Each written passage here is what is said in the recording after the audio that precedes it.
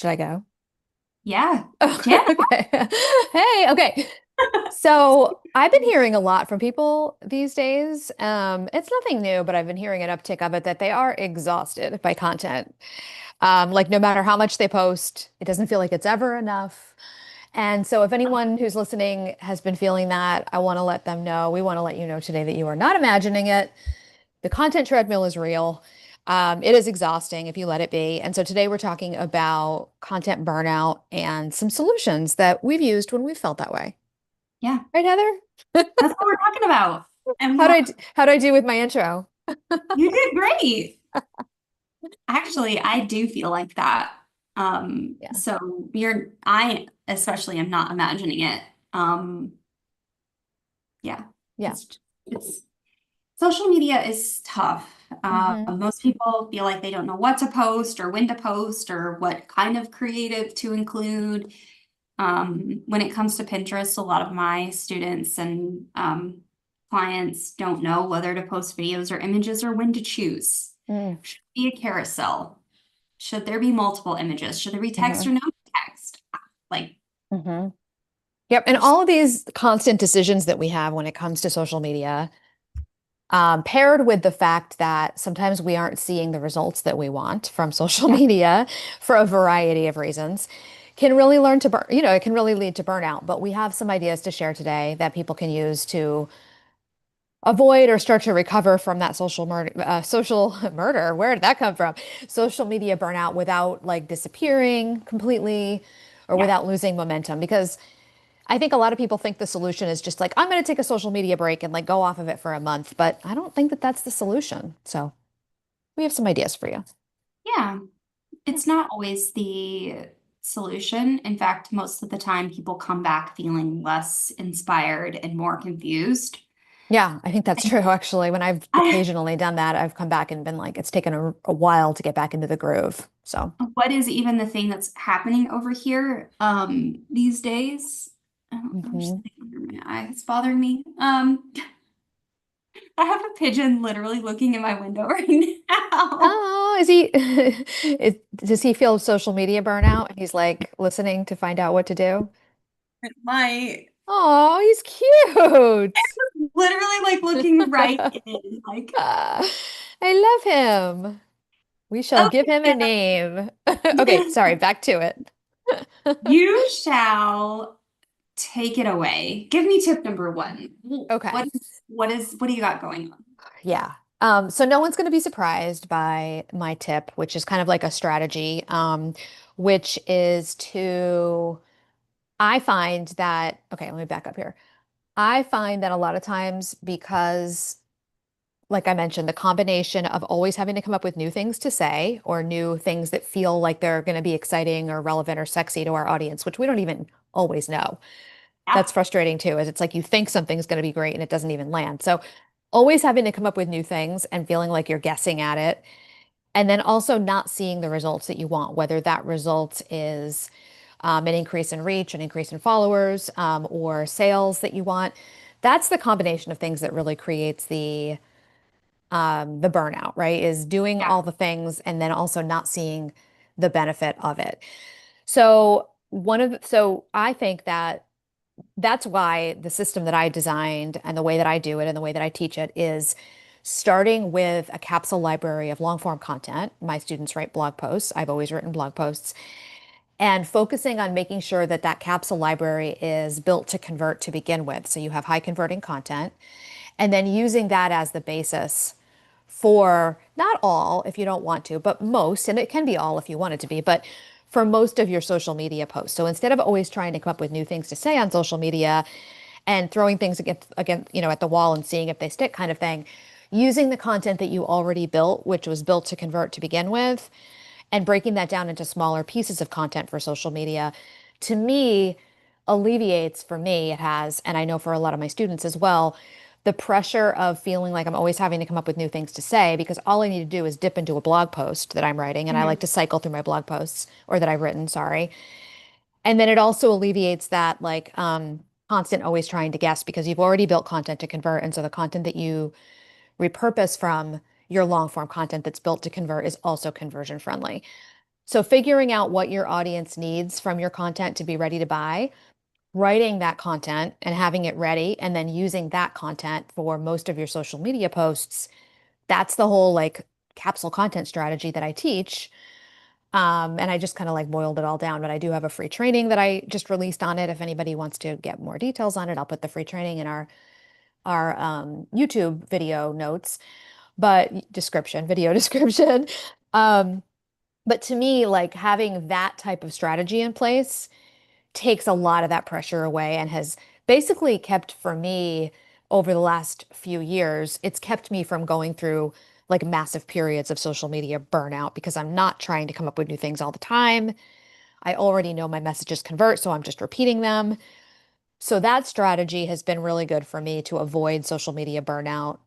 Um, and yeah, I that's the big one for me. And we'll talk about some littler ones too, but I think like for me, that's the big picture how to avoid social media burnout or recover from it strategy. That's the one that's always worked well for me. So, I feel like people struggle with, so they have their long form content that they might be creating social media content from, or mhm. maybe they don't have that at all and they're just creating social media content trying to figure out what sticks. Right. For me, though, and Mhm. for people I work with, we all create long form content and then we need to create social media content in our businesses. And sometimes Yep. those two things don't align. So, what you're talking about would be helpful in eliminating some decision fatigue there. Right. But So it's like instead of having to have a separate social media strategy for your content, you mhm, have the same content strategy across all your platforms. It doesn't mean you're posting the same thing all the time on the same days and whatever, but it's the yeah, same big picture strategy instead of having to have a separate strategy that you have to keep track of for your mhm. blog, for social media, for email, etc. Go ahead. So one of the things that I see in decision making that people are doing is oftentimes I think they struggle with confidence around the messaging and they don't Mhm. quite know what's actually working Yeah. and why it's working, Mhm. which can lead people to continuing this cycle and leading to some burnout is they're just trying all these different things. Yep. Even though they may have a long form piece of content, they still might not be confident that that's even going to convert. So then they Yep. kind of go into overdrive of trying to overcorrect. Right. And when you say overcorrect, you mean I'll just post 16 different things because that way I have a higher chance Like, of one of them working. Is that what you mean? yeah, Yeah. Right. And then they're just like constantly spending all their time creating new content to get 16 pieces out there because they feel like that's how they'll have a higher chance of having something that works. yeah. Yeah. Yeah. It's a good point.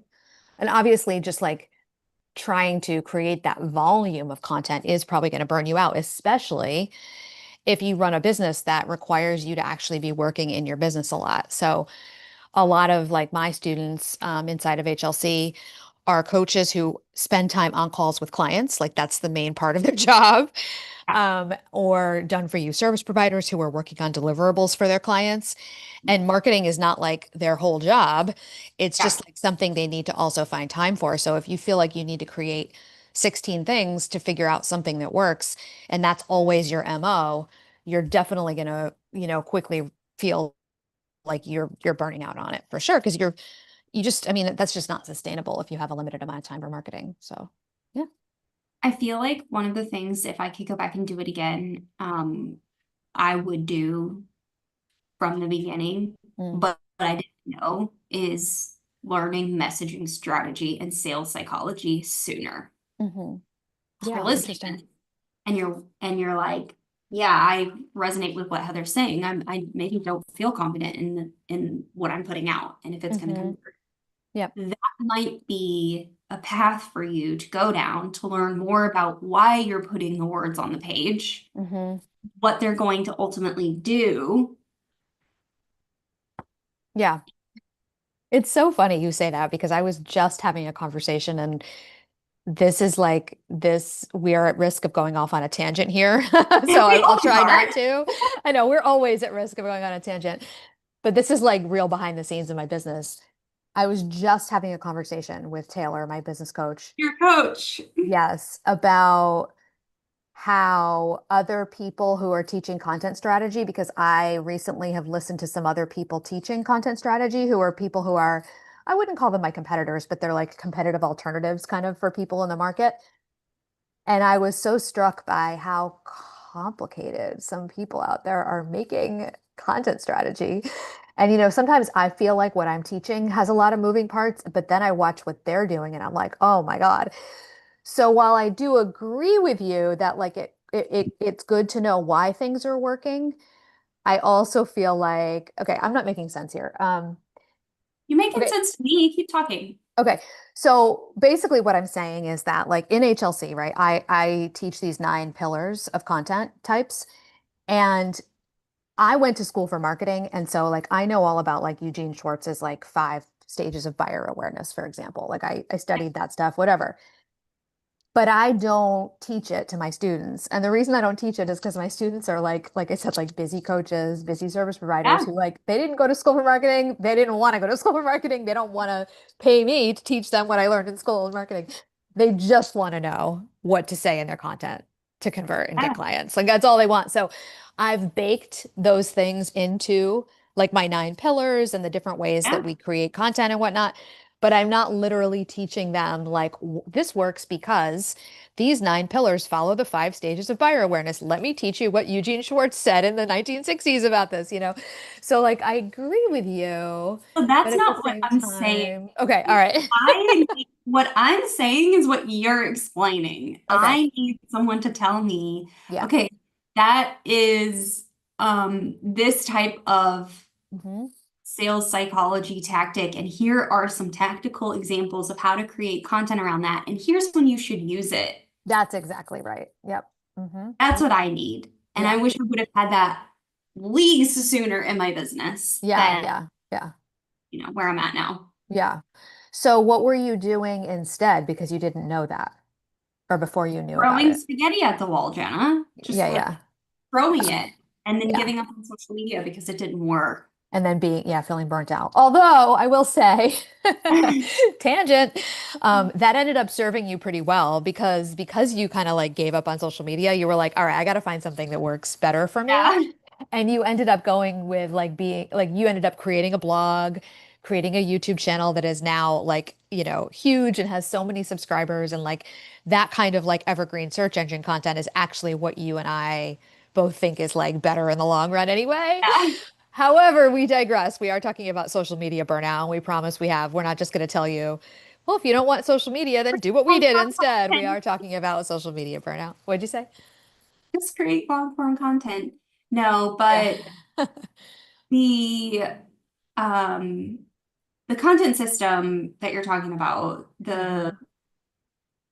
creating a piece of really good long form content and then repurposing from it and Yep. taking it from different angles and posting those in whatever form of creative content that you want to post. It could be a video, it could be a carousel, it could be an image, Hmm. whatever it is. Hmm. What that ultimately becomes obviously needs to stem first from the long form content that you originally created. So if you're not creating that long form content and you're still wondering what people are even doing here, like what's going on, then maybe you should revisit that part. But if you are just a social media creator, like you're just creating on social media and you are feeling burnt out, then maybe just creating some of those messaging pillars, like what Jana is talking about in HLC, Hmm. could also just be helpful to Yeah. refer back consistently. Yeah. Yeah. Agreed. And that's baked into the system that Jana is talking about. Yeah, it is. And that kind of brings us to another thing that I know we wanted to talk about, which is thinking about what kind of content, like the kind of a ratio, if you will, of like trends versus evergreen and stuff. So I know that's something that you were going to bring up. So tell us Yeah. about that. Well, over the years, I have experienced some social media burnout, and it almost always stems back from doing trends, trying to follow the trending audio. Our friend Teresa is a phenomenal creator when it comes to creating for trends. Yes, Think yes, certain people are built for certain types of content creation, and I am yes. built for trends. Mhm. Because I already use my time on social media to scroll for entertainment, I Mhm. don't have time to figure To out, be to be the entertainment. no, to be the entertainment. I don't have time to figure out what audio should connect to what hook. In fact, I literally just saw another social media post that was like, stop creating reels on trending audio or something like that. And then the whole hook was because you're not connecting the type of content with the vibe of the trending audio. Like, I don't have time It's to like think now about that's right. Now I have to have that as like my part of my checklist for posting something. it. Whoa. Yeah. No, I'm not thinking about it. And Yeah. it all stems back to my burnout from social media coming from these like trends and things like that. hmm I don't want to have to sit and wait for a trending audio to have 200 listens before I like whatever, it's too Yeah. much. hmm I would rather look at keyword volume and keyword intent and determine if there's a piece of content I could create for that. Yeah. So if you are Yep. feeling social media burnout because of trends, this is your permission to kind of deviate from that path and maybe start thinking about creating more evergreen content from the standpoint of this is relevant in my business all the time. These are problems that people have in clients have in my business all the time. So let's create content on those. Right. All the time, meaning Oh, evergreen. Like if I yes. create an evergreen piece of content about this, whether it's just a reel that's just created from scratch, or whether it's an evergreen blog post that I'll turn into multiple reels, Yeah. I'm going to create something that's not based on an audio trend or something that everybody's talking about. I'm going to create something, like you said, that is based on a problem that my audience has all the time. All the time equals evergreen. So in 6 months, if you want to reuse that same piece of content, for example, or even 3 months or even 3 weeks for that matter, with a different angle, your audience is still having that problem because they have that problem all the time. And it might not be the same people, right? Because you're helping them solve it, some of them. But new people will still be having that problem and finding you because Yeah. it's evergreen. So when we say evergreen in this case, evergreen can mean a lot of things, but we're just using it in its purest sense right now, meaning like the opposite of trending. So like things that are going to be relevant to real humans that solve real problems and help them reach real goals that are going to be relevant for months and years, right? Yeah. And generally speaking, the people that I see doing sales the best are like you, Jana, and they're repeating the same messages consistently Oh yeah. because they have figured out what their audience needs and what the problem is consistently, Yeah. and they're serving that. There's always going to be new humans that have those problems that are going to come in. Right. Yes, you're going to graduate people out, and that's great. Hopefully, you have an offer suite that can bring them along. If you Yep. don't, that's okay too. Let's back burner that conversation. Mhm. But there's always going to be new people that are going to need to be served that are finding you. This isn't a one and done situation. You're not going to pigeonhole yourself and miss out on sales because you're Yeah. not doing trending stuff. Yeah. Totally. Totally.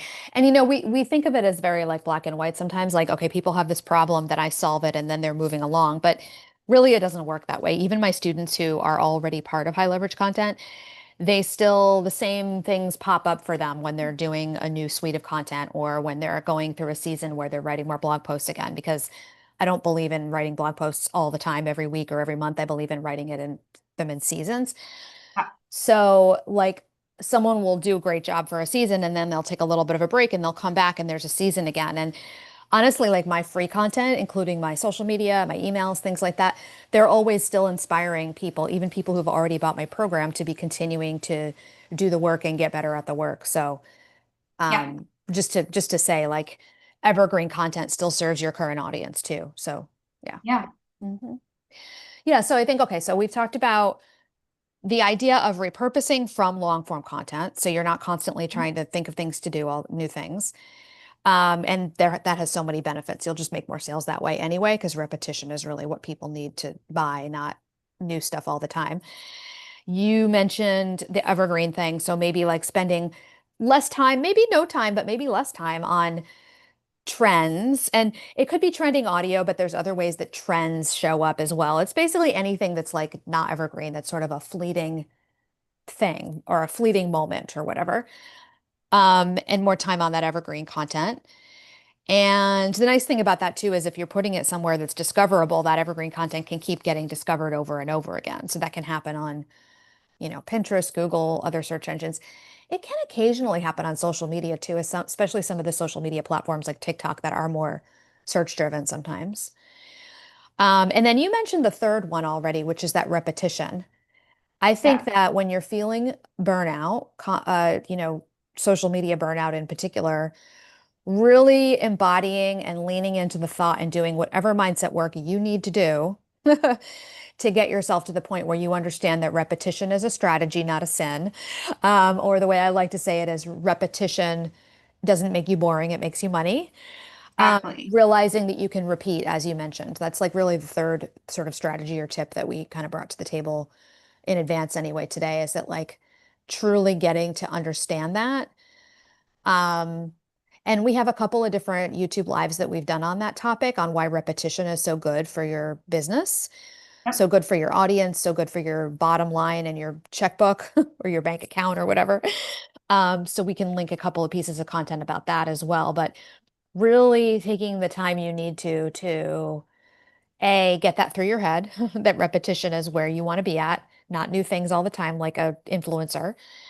And B, like putting it into play so that you can actually see the results from it. Because if you start doing it, assuming that, you did the work like we do in HLC, for example, to get your message right to begin with, and now you're repeating those messages, you will see growth and more sales. And so doing it will also help get that into your head so that you really will know and be able to embody the idea that repetition, is a strategy, not a sin, and that it creates, it's not boring. It makes you, what is it? It doesn't make you boring. It makes you money. I think that's going to help a lot with content burnout.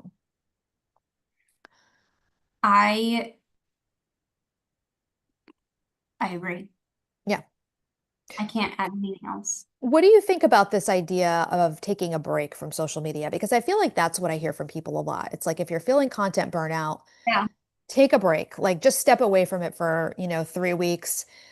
Post something on your grid that says like, be back in 4 weeks, gone fishing or whatever. I've seen a bunch of those posts recently, that are So like, I'm taking a break from social media. Find me, online at this website address. What do you think about that?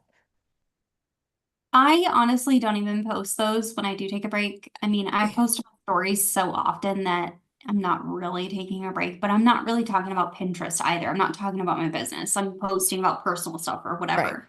Yeah. So I think I really don't like the idea that you have to be posting on social media to like on, let's say just take Instagram for example. I hear people saying you need to be posting regularly, otherwise people don't won't trust you or don't think that you're in business anymore or whatever. But if you are only making your decisions to hire me and work with me based off my Instagram posts and you're not doing any other due diligence, we probably shouldn't work together anyways. Yeah. So I And like, that's, you have a very significant digital footprint. yeah, there's so much going on the internet for me. Yes. Um, but also like I don't think that you need to tell people that you're taking a break. Like that's No. just my opinion. But if you feel the need to do that, then you should do that. If that's going to make you comfortable, I think you should do that. And I Oh, think yeah. people I should mean, take a break from social media. mhm. I have had far too many forced breaks, just like a week here, a week there this year on YouTube. Um, I'm probably not going to post this week other than this live because I just don't have a video ready. But I also just did a cross Atlantic move and I have to give myself some leeway. Yes, you do. Yes, yes. Um, so like understanding what your capacity is, and if you need to take a break, then take Mhm. it. I don't Yep. think it's going to make or break your business. Unless your business is solely reliant on Instagram for sales or TikTok for sales, then that might be a new conversation that we need to have Hmm. around diversifying. Yeah. But yeah, that's my opinion. Yeah. Yep. Yeah. I don't really have anything to add. I just have mixed feelings about it too. Whenever I see someone post one of those posts, I'm always like, really? Like, I don't know. I didn't need to know you were taking a break. Like you don't have to explain yourself. Oh, Basically, like it makes me feel like that person feels the need to explain themselves. And I'm like, huh, I wonder why. I get curious, I guess. I think like I'm nosy. what makes them think that they have to like explain that they are human and need a break? You know? I am not going to explain just how nosy I am because it would probably alarm some people. You'll go stalk them and be like, what's going on? Why do they need a break? I am nosy, okay? Well, maybe that's why they do it. Now that I think about it, maybe it's a tactic. I don't know. I don't think so. I just think Oh, people are overachieving in a yeah. good way, and they feel like they're going to disappoint their audience if they just disappear. Yeah. But I'm sad to have to tell you, the people don't care about us. They I only care know. about themselves. Yeah, people aren't So paying if you very take close a break, attention. Yeah. honestly, when you come back and your bubble lights up, they're Yeah. going to be like, oh, I thought the algorithm just wasn't showing me Lisa for three Yeah. weeks, and now she's in my feed again. This is great. And Yeah. like, Yeah. Yeah. yeah, Yep. All right. Well, we've shared some of the strategies that have worked for us to keep us out of social media burnout because it's interesting. It's been a long time since I felt burned out on social media. I did during my what I call my well, I originally was calling it my hustle era, and now I'm rebranding it as my booked out era because I discovered people thought the word hustle was bad. And I was like, oh, I never really hated it. But okay. So during my booked out era, there were a few times where I did feel burned out on social media, yeah, but I haven't in a long time. And I think it's because I have these strategies in place for repurposing and repetition. And um, I have a lot of spaciousness in my schedule, which I'm very grateful for. yeah, I also have created that. I've also intentionally created spaciousness in my schedule, and I have systems in my business to make sure that I have it. So it's not like it just happened by accident and I'm a lucky duck.